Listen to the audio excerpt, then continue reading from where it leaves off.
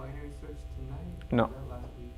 Yeah, that was only last week. So impromptu question. Oh, that's really wide. Maybe this week I won't do an impromptu. You will do one? I won't. You won't? I think. I mean, I'd like to, but aren't people busy with finals and stuff? Yeah. So maybe. Yeah, just end it? Yeah. Okay.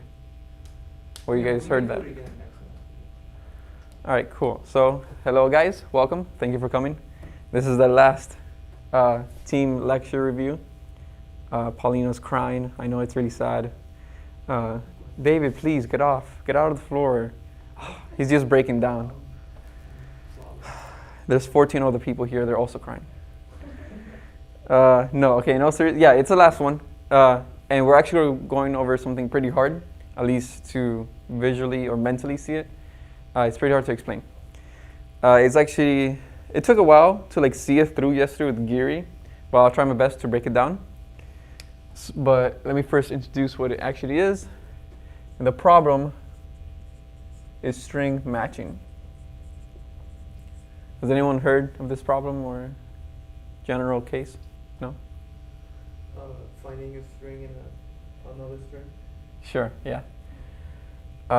Finding a string in another string, or more specifically, finding a pattern in a text.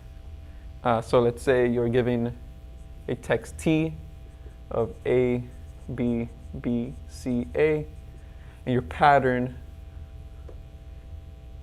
is B, C, A. So is this pattern within the text?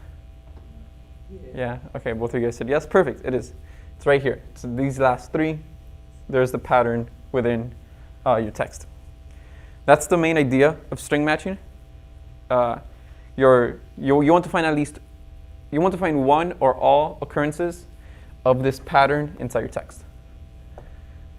So for example, if I had something like this, we can clearly see that this pattern is repeated twice, and what we might want to return is the index that it was seen at. First? Yeah. Not the range, just the first index, yeah. So you might want to return 2 as your output, and as well 8. If you had to do the range, same thing. Just find the first index and then add the length of your pattern, and it's pretty simple from there. Or add the length minus 1. And that's how you can get your range. So this is your T. This has a length of N. This is your P. That has a length of M. And usually your T string is much larger, or it could be extremely long. So that's just a scenario that I want to set up. So I want to begin by first discussing, make sure, hello? Okay, yeah. I want to begin by first discussing a naive approach to solving this problem. Does anyone have any general ideas of how we can do this naively? Just do like a nested for loop, right? And then have like a 2-pointer, one to the pattern, one to the text. When you find the first character of the text there, just, no one see if it's a match. Okay. Yeah. Do you agree with that? Or do you have something better? So I loop through T, and then when I find first, Yeah. loop through P and T and Yeah, exactly. So you guys pretty much got it. It's a nested for loop or while loop, whichever you guys want to use. Go iterate over T. As soon as you find that the one character in T matches with P, the first character of P, continue going through P and see if that is one solution. So I'm actually going to be writing out. Cool. I'm actually going to be writing out that naive solution right now.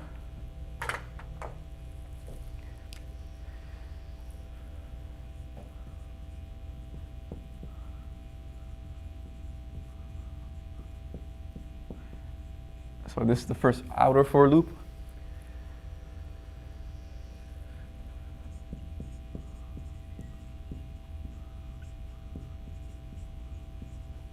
Right, we want to set a little flag to tell us whether or not we found the pattern inside the substring.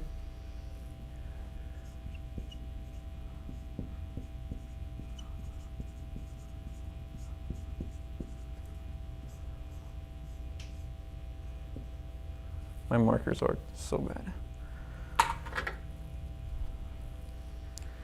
Okay, now.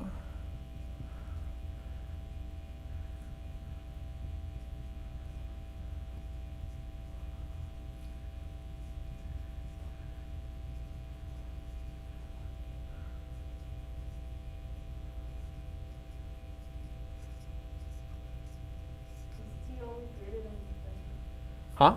greater? T is always greater. Yeah, let's just, yeah, that's a good call. Let's say that P is less than or equal to T.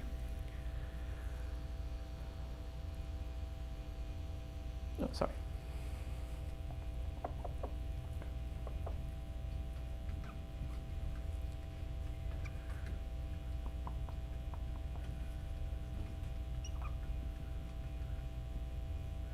Okay, this is the case.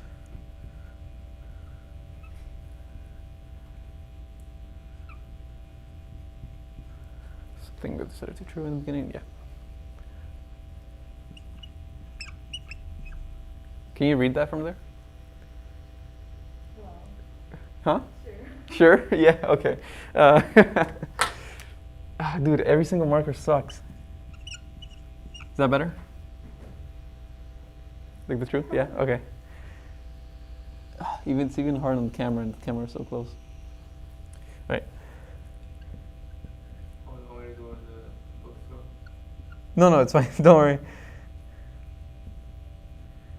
Just print. No, it's okay. Thank you, though. I appreciate it. Right, cool. So this is the naive approach in this very colorful way. Hopefully you guys appreciate that. Yeah. Christmas colors, no? No, it has blue. Ah, so close. Yeah, because we have green and red, but blue is not Christmas color, is it?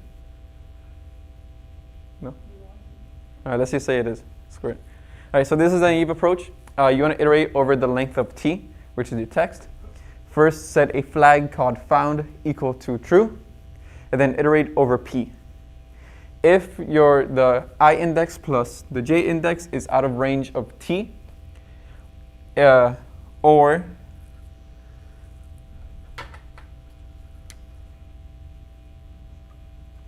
right, yeah, or the character at T plus J, I plus J in the T string does not equal the character at P, the character at index J inside the P string, we want to set found equal to false.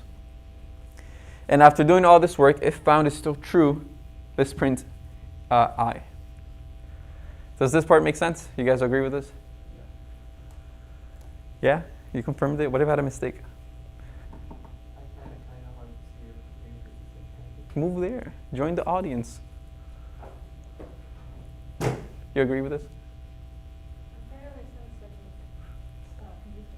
This one?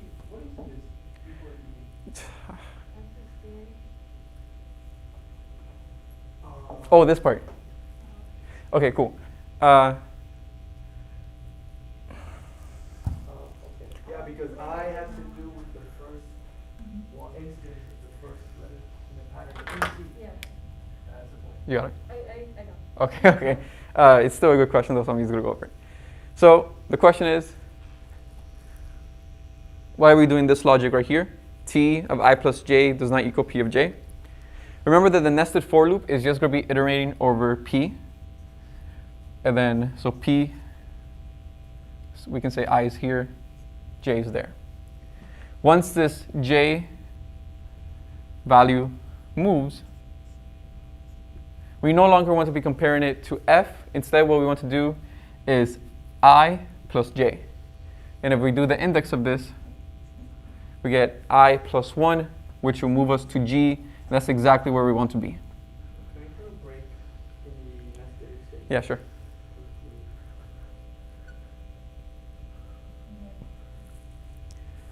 There we go. So that's why we're doing that little logic of comparing T of I plus J. There we go. Doing the T of I plus J. Okay. So did you say that break? No. Yep. Good? We're good? Yeah. Okay, okay. All right, so let me bring it back. All right, so this is the naive approach. If we did find it, just print the I index that we found it at. Else, let's just continue going through it. So what is the time complexity of this? Well, Okay.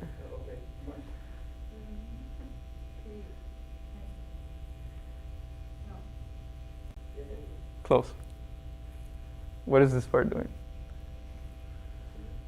Yeah, but it's the length of t times the length of p. I think that's what you meant. Yeah, that's what you meant, right? So n times m. Ugh. Cool, so yeah, that's right.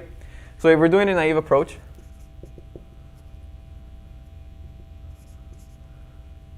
we will get big O of n times m. Because we're iterating over t, which has a length of n. And then for every character, we're going to be going over m as well.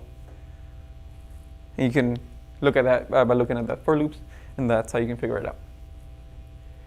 Now, what is one mistake or one unnecessary work that we're doing here?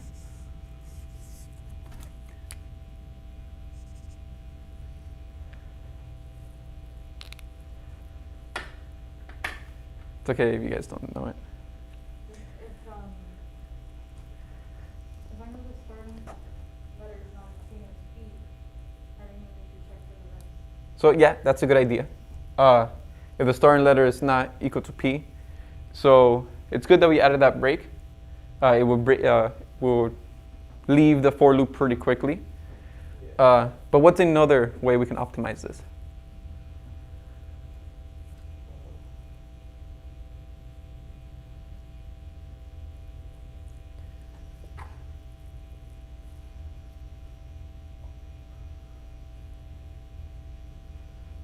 Let me give you guys a better example.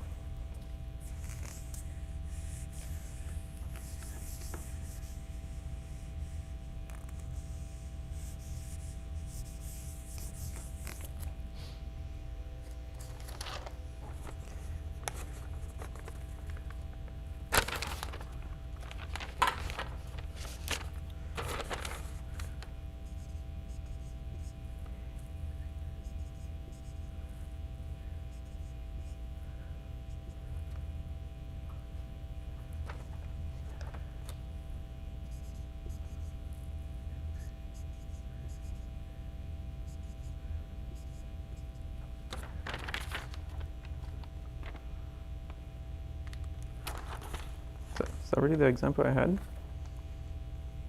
Okay, sure, let's just go for this.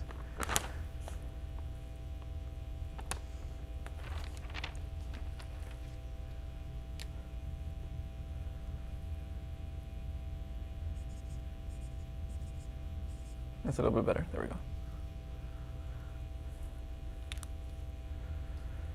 So, let's say,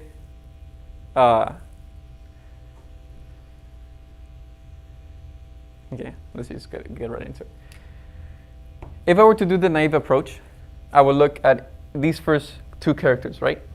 And then I'll continue going down, and I will eventually fail when I get here and here. You guys agree with that? Yeah. That failure will cause us to set found equal to false and then break out of the for loop. And then we will continue from here. Okay. Oh, okay. So when it says found equal to true, we find it. No, it's not that. No, it's No. no, a little bit different. Okay. It's that we're doing unnecessary work. If we were able to go all the way up to here, then we know that everything here matched with the pattern. So why should we go back and continue? So why should we recompute the B's and C's? Okay, so let's say we were able to do something a little bit smarter. For example, this part right here, ABC, that's also the beginning of our pattern. Correct? So instead of going all the way back to the beginning, so instead of going all the way back to the beginning, why can we not do something a little bit smarter and carry on from where we're currently at on T, but not compare starting from here in pattern. If we were to do this, we would see that we would find the pattern inside of T in O of n. So you find the character that's not the same, and then you go back. So yeah, remember I said this is hard, and this is like pretty difficult to wrap your head around. So let me explain that, and also let me use a quick recap for them. So we're doing the string matching problem. We're giving. We started in class the other day. No freaking way. Yeah, we started in class, but I wasn't really paying attention to it. What? He's doing it in class too? Yeah. Okay, cool. These are his lectures. Yeah, but I thought like you would have special ones for us. Well, okay. No, he usually does though, right? Yeah. Oh, yeah, he usually does. But I guess he's doing easier stuff now, so he's going, like he's also giving it for the class. No, but you guys did computational geometry, so never mind. He did. He used. Do that yet? We did. That was the first thing we did. Oh, Yeah, That's super cool. it is super cool. Yeah. Okay, so string matching. You already know it. Cool. Wait. No, I don't know it. Oh. I understand what you're trying to do. Oh, that's right. Okay. Hopefully he's not watching this. Well, he doesn't know. Oh, true. Even though we all said, "Hey, Demba." Okay. Anyways, so we're given a string T, and we're given a pattern P, and we want to determine if there's one. We want to find either one or all occurrences of P inside of T. So just by looking at it, can you tell me if P is inside T? No, I No, don't think it is. so. Where's the D? Oh, it starts from the other end. Yeah, okay. So yeah, the pattern is inside of T. We already came up with a naive approach using 2 for loops and giving us n squared, which is right here. Yeah, cool.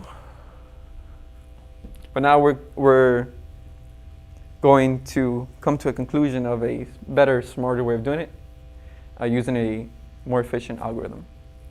So what have I said so far about the more efficient solution?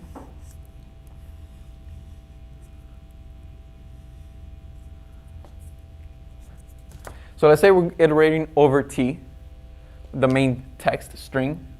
We see A, B, and C, B, A, B. So far that matches with this prefix, correct, of our pattern. But as soon as we get to C, it fails. Because C does not match with D. So what we want to do, instead of going with the naive approach and starting back but now looking at B, we want to be a little bit smarter. We want to say, well, this C and D does not match, but can this D send me anywhere that has the same prefix that I have already seen? So I've already seen A, B, C, B, A, B, right? Confirmed, 100%. And this, wait, give me a sec to word this out.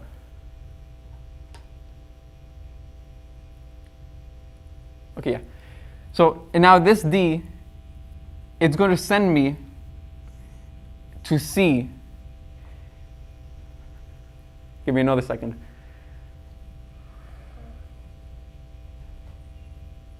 Okay, cool. Yeah, it's going to send me to C because I've already seen this prefix ABC, correct? So why should I have to start from the beginning? Instead, why I can just carry off from this C.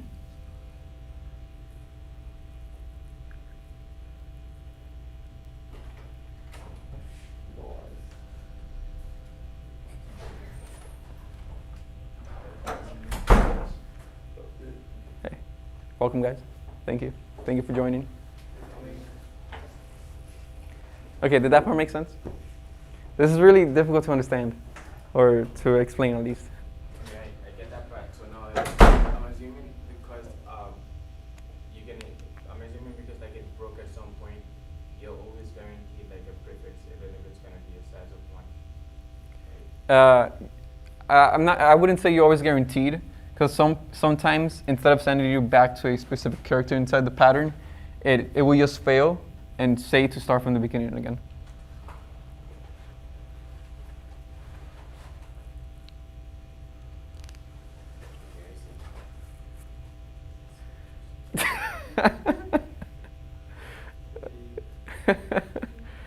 Okay. All right. String matching. Yeah. You want to come up here and solve it, Mr. LinkedIn? Yeah. So the question is string matching.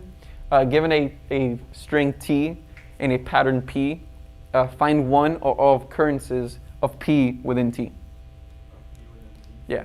So we came up with an n by m solution right here, by using 2 for loops. But now we're trying to come up with a smarter solution. And so far what we said is that when we come to a failing point, no, Kadane's algorithm? Oh, I think that's the one I was talking about the longest. Yeah, but that's palindromic. Palindromic, yeah. Wait, no. Oh, wait, Kadane's actually, no. algorithm is the maximum subset. Yeah, it's a sliding window like technique. Uh-huh, yeah. Yeah, this is also sliding window, kinda. Yeah, maybe we can use it. Or no. No, but that deals with like sums and maximizing. Yeah. Oh, you're right, yeah, some numbers. Maybe we can alter it. No, I don't think you can use it. Yeah, I don't think you can. But yeah, so like I said, so far what we've determined is that once we come to a failing point, instead of starting from the beginning, see if we can start from somewhere else later on in our pattern. At this point, we can go back to C, because we have ABC right here. So instead of starting from the beginning, we can just carry off from this point. And if we do that, we can continue going down this string. And you can find it efficiently, instead of having to start over and do that n squared work. So like I said, this is hard to explain and to wrap your head around. If you're trying to get into like the code-wise level of it. So what happens if the 2 first A's don't match? You don't go back anywhere? What do you mean? Like how would you get them? It's even though whenever something breaks, like in the algorithm, it sort of like goes back to a certain previous state. Yeah. So what happens is like if like the first index and index 0 is what doesn't work. Yeah, let's Here? start with a D. Here? D, yeah, and that doesn't work. Wait, here or here? Or like which one's? Yeah, regardless of which one, as long as they don't match. Okay. Yeah. Yeah, so you don't get to go back anywhere. Yeah, no, you just continue from here. Only, so you just continue. So yeah, you continue looking here, and then you get here. Then you might move, but then you get here, then this sends you back to the beginning. Okay, so the code has like both movements. Yeah, Forward, yes, backward. yeah. Okay, so you As you will see, we do have to build out a list that tells us where to go back, or to what index to go to when there's a mismatch. So this algorithm is from 1977. It's by Knuth-Morris-Pratt, and they basically invented this better string matching algorithm that uses the information that we gathered by going through T and confirming which ones were matching, instead of recomputing that work. Yeah, so cool. And this algorithm, it never recompares a character in T that has matched a character in P, which was something that this was doing multiple times. So if there's a character in T, it doesn't rematch it. So here, like we confirmed A and A, B and B, it's never going to do A and A again, because this is going to continue traveling down. Okay, so what does this algorithm do? It pre-processes the pattern string P, so this one, by building out a reset table that they call B. And I should also probably say that I'm getting this information from the Competitive Programming 3 book. They talked about this algorithm. What? Competitive programming 3 book? Yeah. It's like 3 books? Yeah. Books are there? And I think it's just like a new edition. Oh, Oh, third the edition. competitive programming book? Yes, like the like Competitive Programming 3. That's the title. And that's the one that Gary recommends. So that's the resource I'm using for this information. And I'm saying this because everyone builds it out a little bit differently. I think the one that Gary showed us was a 2D table. It was? Yeah, it was. Cool. I think the rows was every character in the alphabet, and then the columns was where to go back or something like that. But this one only deals with the way 1D, one-dimensional table. And I'm actually going to write out the code for this first. And then so we can work through it and see how it is valid. Which code? The construction of the table or the? Both. You know what? Yeah, let's do the table first, actually. Is there anything that I missed I should probably tell you guys? Yeah, so this algorithm preprocesses the pattern string P by building a reset table. And this table will tell us where to retry matching from when T of I does not equal P of J. So if T of I does not equal P of J, where should we go back to in the P string? And this speed up gives the algorithm a time complexity of O of n plus m.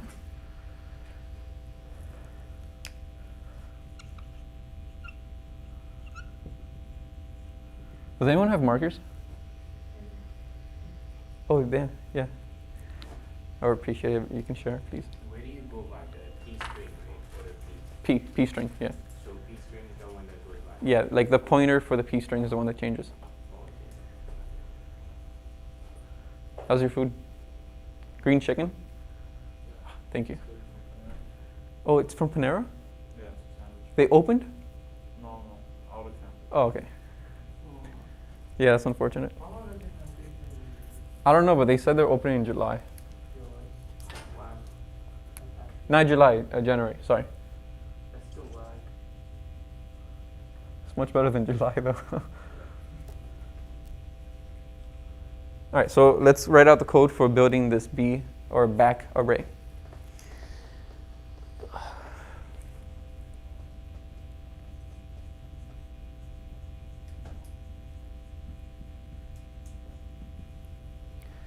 Cool.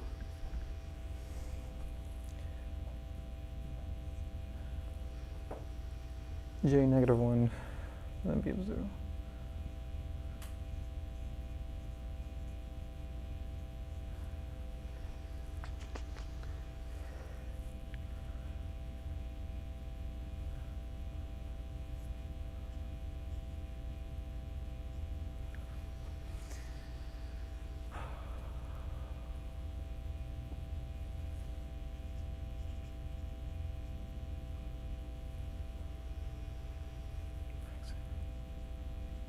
Whatever. You know what? No, I should change it to 1,000. 100,000. Damn. Okay.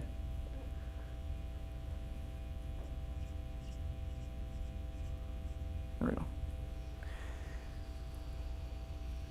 This code is actually pretty short.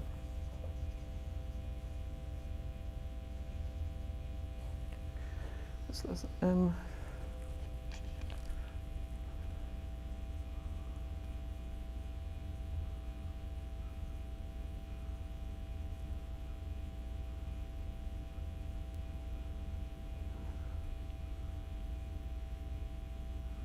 So what's ICM? Huh? Oh, never mind. Oh yeah. My bad. There we go.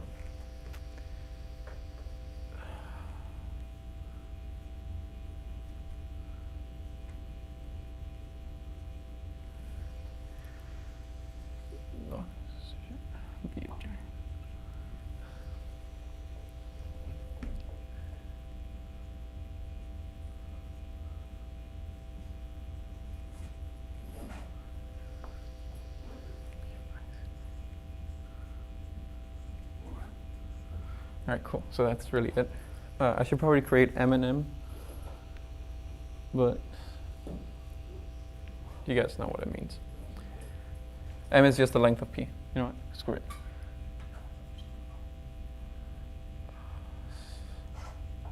Say 10,000, whatever.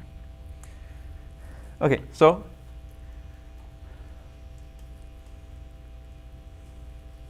This is all the code we need to pre-process a string.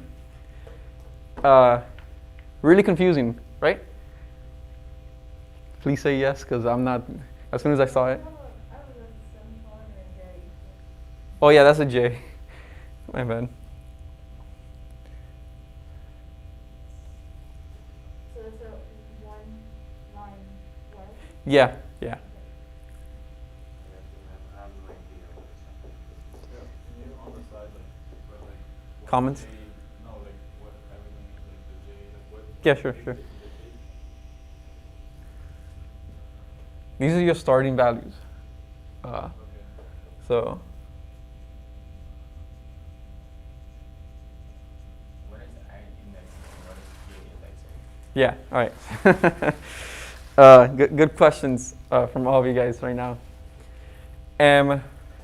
So I is going to continuously being incremented, as you can see. So I is going to be traveling through P one by one. J, on the other hand, does not. The purpose of J is, first off, it's going to be a lagging pointer. So it's always going to be behind I, in this case. And it's going to represent, yeah. All right, it's going to represent where if there's a mismatch or a match, it's going to tell where you should go back to if you're currently in this character in P and there was no, it did not match with T. So I know that was confusing. I'm really not doing a good job right now. It makes sense. It's the one that tells you where to go back to. Yeah. Right? But the updating part is the confusing one. All right, let's work through an example actually. That's how it helped me. So I'm gonna push this code to the side.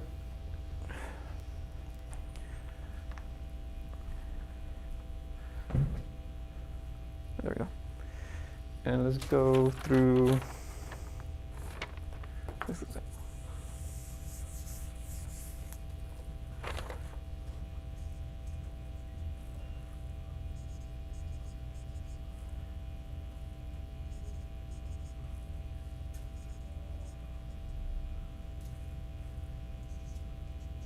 All right, so let's build out our B array from this. In the beginning, I is 0 and j is -1, and it's going to set off b0 equal to -1. So let's just do that part. We should also probably keep track of I and j, so I'm just going to write it here.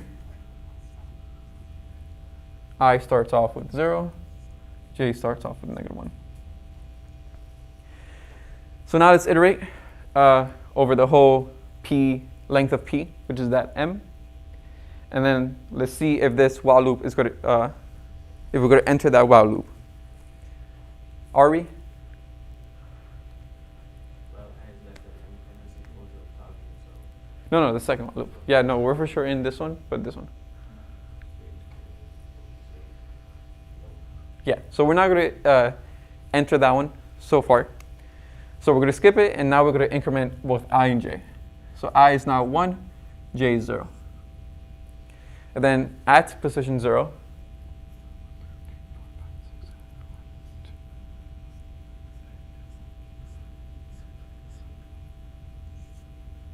let's set a 0 right there. So if there's a mismatch between this character here and whatever character we're currently on in the T string, just go back to 0. Wait, can you repeat that part? Yeah. So let's say T, something like that. A and B does not match. So we go back to 0. Yeah.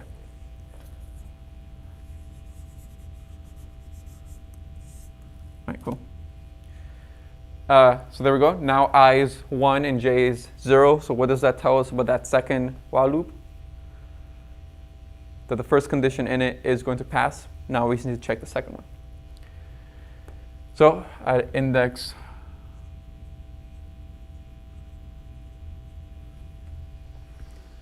cool. So at index 1, is that equal to the character at index 0?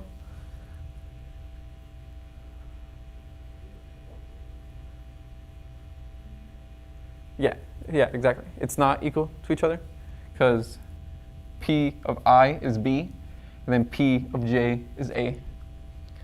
So these two are true, and since we're ANDing them, it's true. So now we want to do this computation. So we want to change J and set J equal to B of J. So J is currently 0, B of 0 is -1. So this is saying, hey, if this character also does not match, let's look at the character that we're currently on in J and see where we should go from there.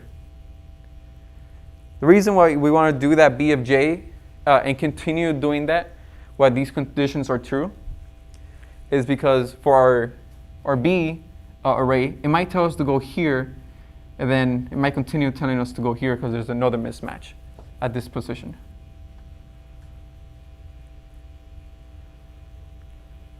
Confusing? Very? Yeah, I know. Yeah, I'm sorry. Crap. What is the, I guess the position is Exactly, yeah. So if there's a mismatch between, let's say, let's go back to this example. There's a mismatch between the T and the B, right? So here we're going to look at B, and we only look at B when there's a mismatch. And if there's a mismatch, we go to this index in P. So we go to A. And if there's a mismatch in -1, then you would see it. Oh no, if there's a mismatch in -1, as you see later on in the other part of the algorithm, it's going to increment it. So it changes that -1 to 0. So for now, don't do the wraparound like Python does. Just map it like that. So how do you index B, the array of B? You index it based on the letter where the mismatch happens. So because B is the second letter in the alphabet, so it goes to 1. Yeah, so you're saying, wait, how do we index B? Like, how do we index B? We do it by the pointer of P. So we do it by the pointer of B, the index at which B is pointing, not Yeah. based on the letter. Yeah, the pointer that's associated with P. Okay, I see.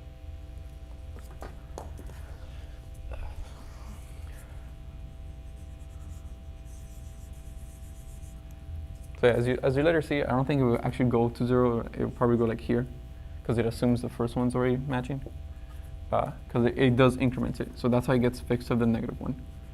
But we're going to get into that with the other section of the code. All right, cool. So far we have this, right? We have built out this much. Cool. Where does this leave me off at? All right, so we just entered this while loop, and we changed J from 0 to -1. Now this one returns false, so we terminate that inner while loop, and we increment both of them.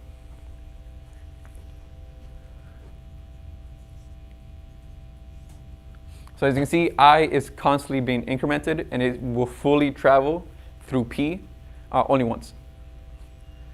And then J is pointed back to 0, so at this position, it's still at 0. So there's a mismatch here. There's nothing we can do other than restart. But that will change later on, as you guys will see. Right? Yeah, it should change, yeah. It's the same thing, right? A, B, B. Yeah, cool. So now we're in this scenario. We just finished the while loop, this iteration of the while loop, so we go again. J, it's equal to 0. And let's just check if they're equal to each other. At the second index, is it equal to the character at the J index? It is not. So let's set J equal to B of 0, which is -1. Now we have terminated because J is below 0. So we go back to this incrementing that we've been doing repeatedly. And we set it. Now we're getting pretty close to some good action. Cool. So now we enter a new iteration of the while loop, the outer while loop. J, it is greater than or equal to 0. Now let's look at the third position and look at the 0th position. They're equal to each other. So we don't enter that inner while loop, and instead we increment I and j. Now there's a 1 there. Why? Okay. Let's try to figure out why there is a 1 now in this B index.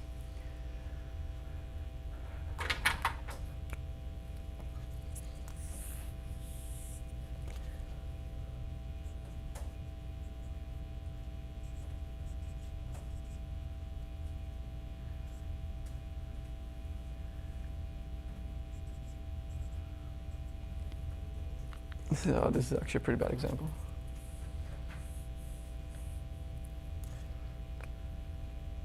I'll leave it. Screw it.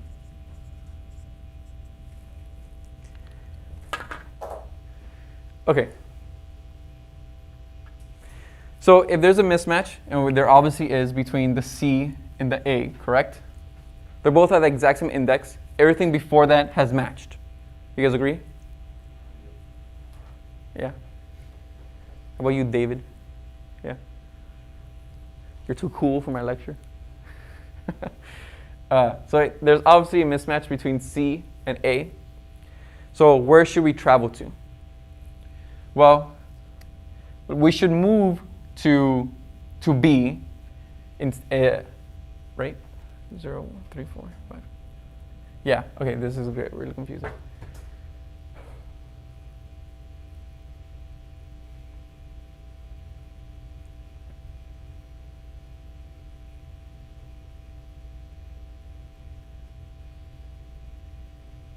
Okay.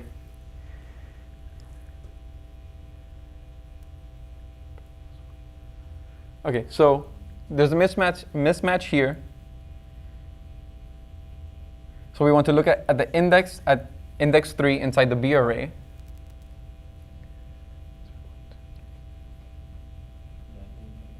Wait.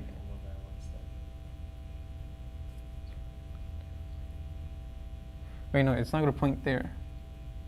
It's going to point here.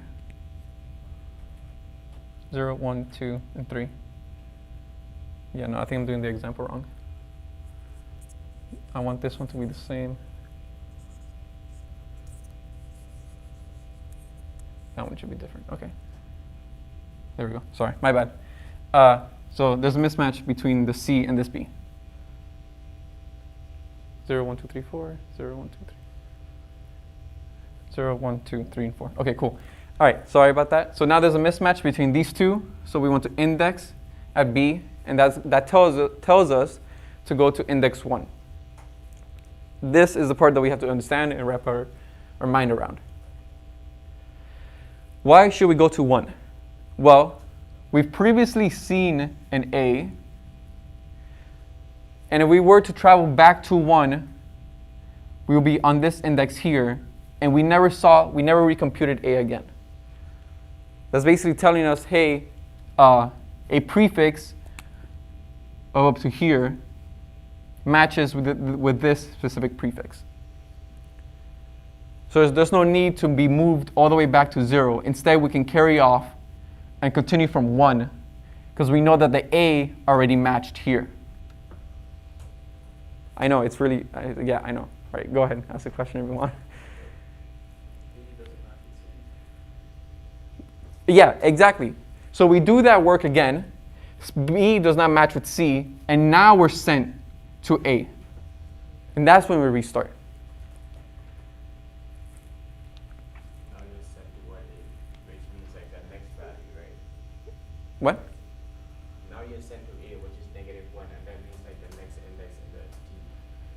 Like you're not going back, you're actually... No, it's -1, but you know how he just asked the B also doesn't match with C? Yeah, We're going to be doing that work in a while loop. So once that while loop terminates, we're going to increment by 1. So this -1 is going to turn to 0. Yeah, that's not part of here. It's part of the second part of the code. But we'll get into that later. No. It's something similar to this. How after that while loop is done, it increments it. But that's just for pre-processing this B. Right now, I'm just giving an example of why this 1 is extremely important and how it can help us.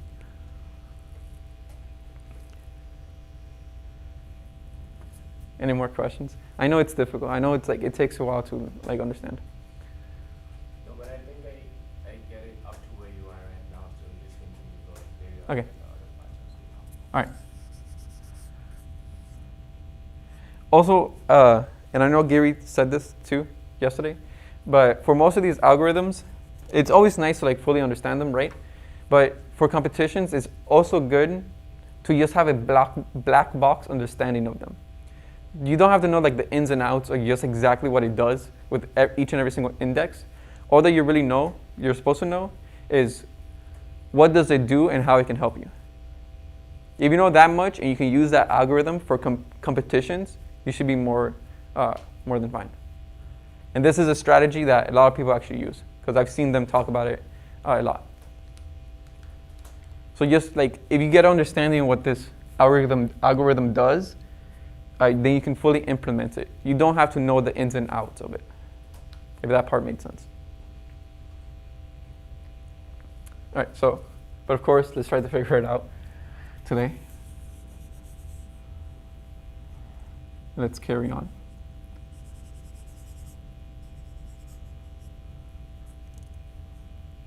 Cool. So I think we finished off here, and now we need to enter a new iteration. So j, it is greater than or equal to 0, and let's check if p of I is equal to p of j. J is 1. It is, right? Because p of I is 4, which is a b. Then p of j, 1, is also a b. So this while loop does not run, and we can instead increment both of them.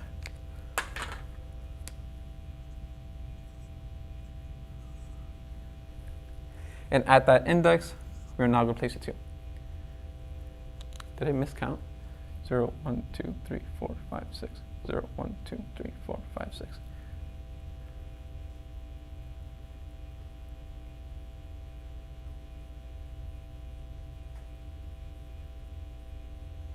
Wait, what? Okay, wow, that threw me off so much. Okay, yeah, my bad. It's because this I is lagging behind, or just a small bit. Like this 5 is where it's going to send you for the B. I was looking at it here. My bad. Okay, cool. Everything's fine. So we can continue. Now we're left at 5 and 2. We reach a new iteration. J is greater than or equal to 0. Now let's just check if P of I, which is A, is equal to P of B. Sorry, if P of J. And they're not equal to each other, right? P of I is A, and then P of J is B. So they're not equal to each other, therefore this inner while loop does run. And this is where we'll be kind of looking further back. So let's look at P of J. So 2. P of J is equal to 0. So we update J. We now set it to 0. And see if the while loop can run one more time. Because it's looking at index 2. This is index 2. J is greater than or equal to 0. And P of I does not equal P of J. That is true as well. So we continue. And now we're basically doing this.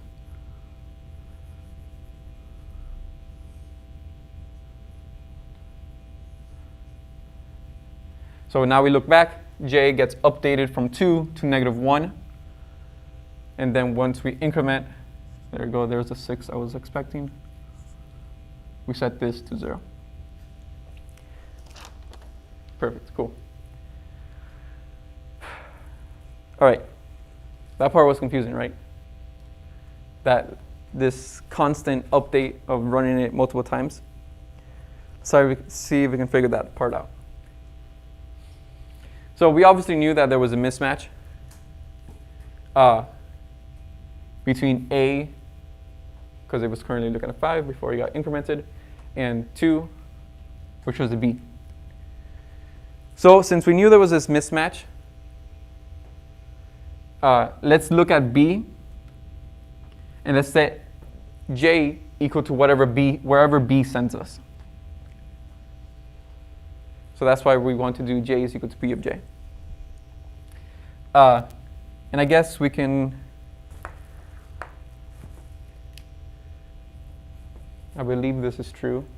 The reason why we want to look at where B sends us, B might send us somewhere else. In this case, it sends us right here. The reason why we want to look at where B sends us is because if it fails at this A location, there's nothing within this substring right here that we can carry on from. So which is why we want to look at B and see where that sends us.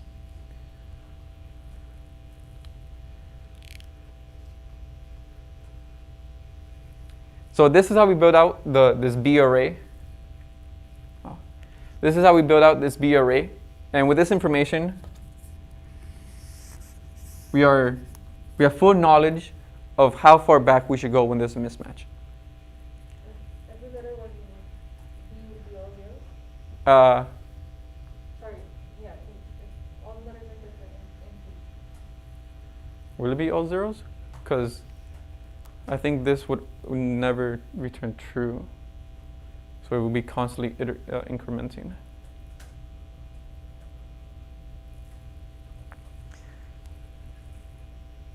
Let's do an example.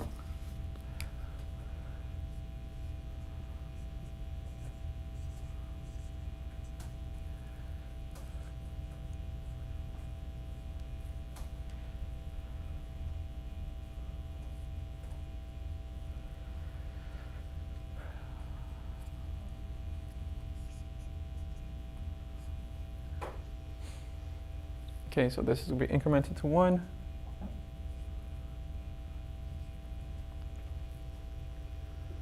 It is greater than 0, but they are equal to each other.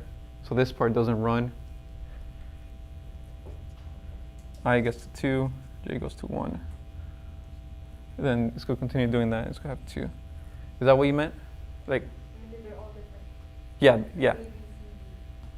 Oh, if they're all different. Oh, you said all unique. My bad, my bad. Yeah, Yeah. I think it would all be zeros. so that would be like the worst case? And Yeah, you can look at it as your worst case. Because as soon as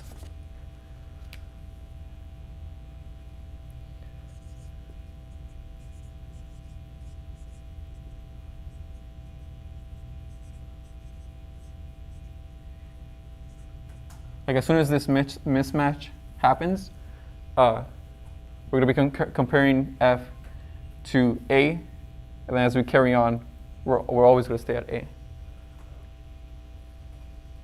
So yeah, it's going to send us directly back to 1 as soon as there is a mismatch. Wait, you had a question? No, I was just gonna ask, like, how is that, like, the worst case, because still gonna do the same thing, because you just keep progressing forward with it. Worst case in case of like instance of the pointer for P. Yeah. Like we start back at 0, but the time complexity doesn't change at all. No, I know that time complexity doesn't change. I just wanted to see how that happens when I see it. Instead of moving like from maybe C and then C, instead of comparing C and F and then going forward, you're comparing it with A and then going forward. Yeah. What? Wait, what? No, like I get it. It makes sense. Like what I'm saying is, if they're all unique, right? When you fail at F, you're gonna have to go back and start comparing A Yes. and F or whatever. Instead, if they're not all unique, you might just need to go back one step. Yeah, exactly. And then compare with F. Yeah. You might have like these numbers where it doesn't take it all the way back. Yeah. Right, cool. So we learned how to build the table. We learned how to pre-process the string. And that's pretty much all there is to it. As soon as you have this table, the rest is going to be really easy, as I'll show you now.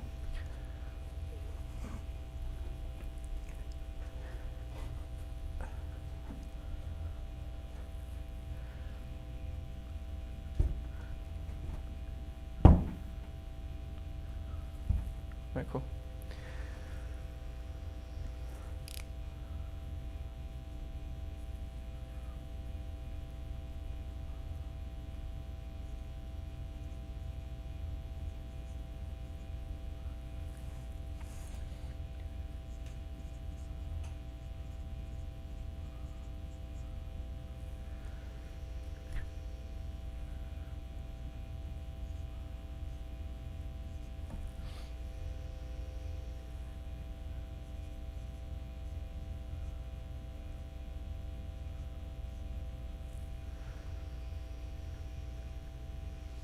Okay.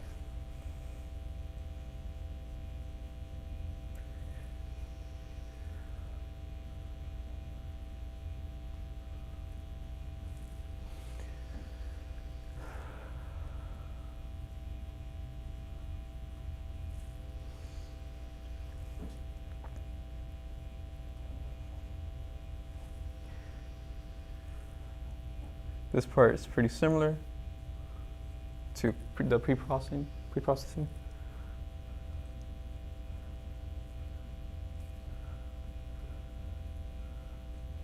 then complexity for the whole pre-processing thing is linear, right? Yeah, O of m, where m is the length of the pattern string.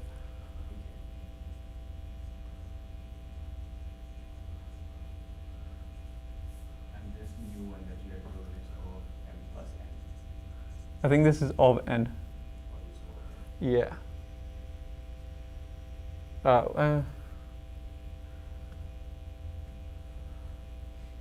Yeah, let's say O of n plus m.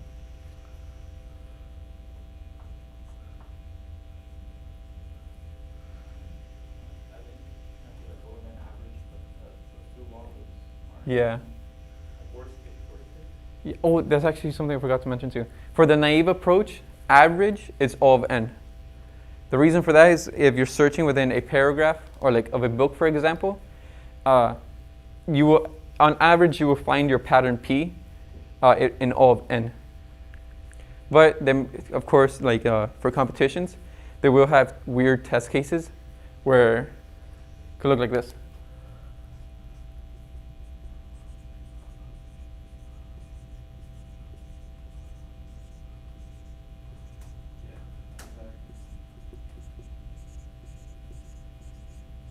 So that's how your worst case scenario of n times m will come from. Okay, so this is all the code. So this is all the code that you need for finding that pattern in your text, in your string t. So now let's go over it. You have this outer while loop that's going to be iterating over t. That's why I set to 0, and then n is the length of t. If you guys remembered, that's what we declared. And then you have this inner while loop that while j is greater than or equal to 0, and t of I does not equal p of j. So this is saying that the current character in t of I does not equal the current character in pattern in the text, in the string p. So if that's not the case, let's look at B and let's see where we should go. Oh crap. Okay, cool. So let's look at B. When there's no match, let's see what B tells us to see where we should go. And there's a while loop that goes back to your concern, Joseph. With this while loop, that's how we can continuously go back through B. So like you said, that B and C didn't match when we went back, right? So with this while loop, we continue doing that until we either go to the beginning or find where it does match. And then I think this was your concern, Paulina. You're saying with this -1, if we just wrap around and look at C, we don't, because we're going to be incrementing it, both of them. And then as soon as j reaches the length of m, we know that we have found this whole pattern. So print out I, and then set j equal to wherever that last character sends us, which in this case is 0 at the beginning.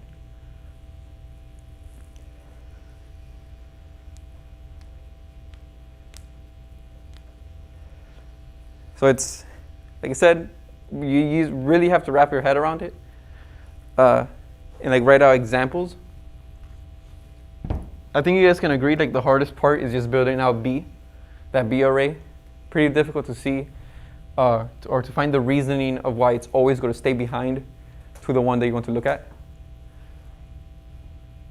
But yeah, just work on a couple more examples, I guess. Or if you understand what the algorithm does, that's more than good enough for competitions.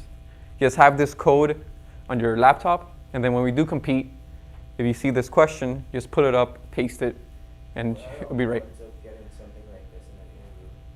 The odds? Yeah. I mean, you've had a whole bunch of interviews, you should know. Pretty small, bro. That's a hard question. I don't know, I feel like this is a Google question, to be honest.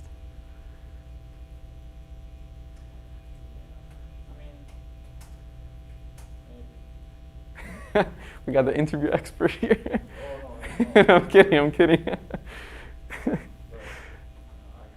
asked you. You were like, oh, there's always string questions. I didn't get asked. You didn't get asked? No, I said there's always DP questions. For Google? No DP. Damn. No, but they did trees. But what would I know? You signed an NDA, you never told me so. I'm just guessing. Huh? Yeah. So yeah, so this is a search method, and the really important step for solving this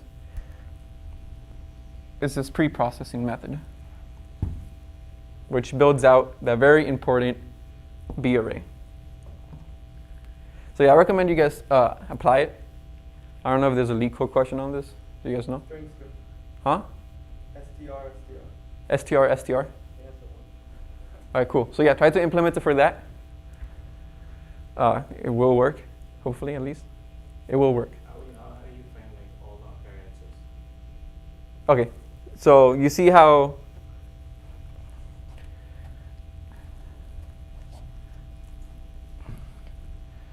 once we find j, like once is equal to the length of m, we just set it back to whatever the last character sends us. In this case, sent us to 0. But in another case, it's not going to work for this pattern. But you might carry on from here, use the last 2 letters, and use a couple more to find the pattern again. But how do you get sent back to the B? Because like, You look at B. So like once you find, once j is equal to m, you reset this. So I think I can give an example.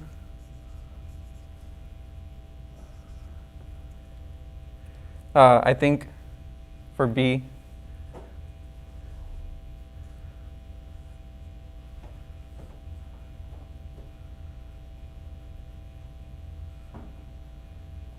I think it will be this. Or might be 1. No, I think it will be 1. Right? Quickly doing it. Should be that, right? Or something close to that. It doesn't really matter. Let's say that's your P. And now let's say your T.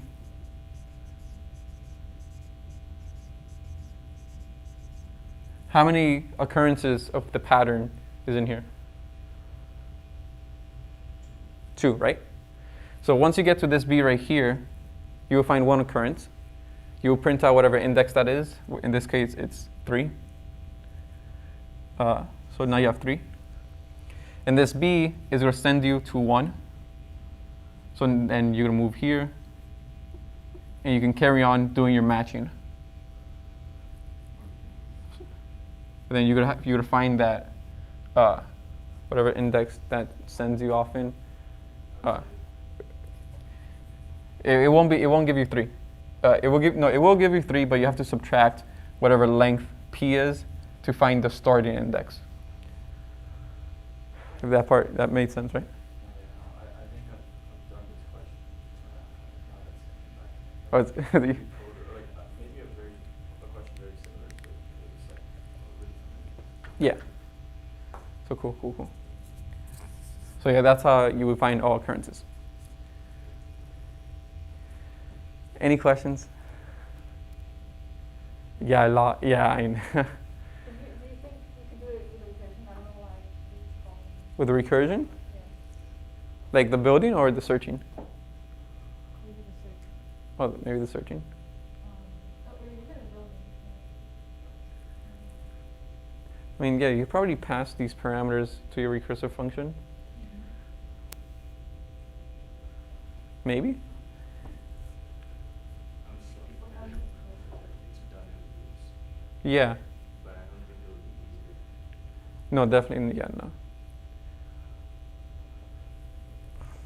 Yeah, I think if you just put these i's and j's as part of your parameters for your recursive function, you could do it. So yeah, I think so. So without B. So instead of using B, we just backtrack. Oh, instead of given b, backtrack? Ooh, shit. Damn, that's a good question. No, I don't think so. Oh, fuck. Wait, no, I think you could. Yeah. No, wait, give me a sec. How would you know where you're going? Yeah, how would you know the first occurrence of where to go to? You have a global thing. You can You have you keep a track of the index Hmm. and the recursion? No, yeah. So you pass these two, right? Yeah. I and j. But how would you keep track of b, j? Like, how do you get whatever values in this index? Like, you have to do some math to change the parameter in your recursive function, right? But that math, it changes because you don't know where it's always going to send you to. Does that make sense? I don't think you can avoid. Yeah, I think you need b, but for searching, I think you could do it recursively. You might be able to build out b, but whatever, you need the b array somewhere. But that's a really good question. Yeah, that's interesting. Okay, so yeah, that's it. That's all of my lectures. Do you guys have any more questions? We post this and Yeah. Discord. Yeah, I'll for sure post it. I'll send the photos from the book. It's high quality photos, by the way, so it's not like me. The most confusing lecture so far. Huh? Like, this is the most confusing lecture. Everyone in permutations. I don't know. I think it's kind of You should have seen the way Geary did it. Geary takes every single, imagine this is easier for you guys. That'd be funny. Spend all your time for something harder. Every single character is a node, or the length m is represents a graph with m nodes. And if there's a match, you can go to the next node. But for example, here with this b, is going to send you to index 2, right? When there's a mismatch, think of it as an edge to some other node that you can carry on from. It's the exact same thing as the list, but this is how he showed it. Huh? Like a linked list. No. He specifically called it a state machine. Yeah, a finite state machine. Not a linked list, because this can have multiple pointers, so it's more of a graph. All right, so now that's the end of the lecture, but there is something I want to say or ask from you guys. That if you have the time, we have a feedback form.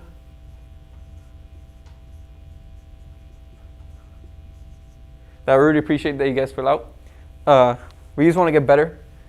So if you guys have any feedback at all, I would really appreciate if you can go to this link, go.fiu.edu/ITFB. And if you guys can fill that out and be as descriptive and honest as possible, I appreciate it. You also have the option to submit anonymous or non-anonymous. Totally. Anon? That's how it, really? It's anonymous and anon? Cool. All right, so yeah, you have that option so you don't. The funniest part, I saw like the facial reaction. I saw like the confusion. You've seen it many times. You never seen that Sims, like they make like a whole cartoon that's the Sims, people doing like skits as Sims characters? No, I've never seen it. Yeah. Sounds It's funny like, though. yeah. It's like drama or something. Drama. So yeah, you guys have that option. You don't have to put your name if you don't want to, but I do appreciate it if you fill it out. Other than that, this was the last lecture, so I appreciate you guys coming. Means a lot. For a team review. Yeah, thank you guys. I appreciate it. Next week, Wednesday, there's one for David. That's his last, but for me, I'm done. We're actually gonna do it. We're gonna do it. Bye, guys.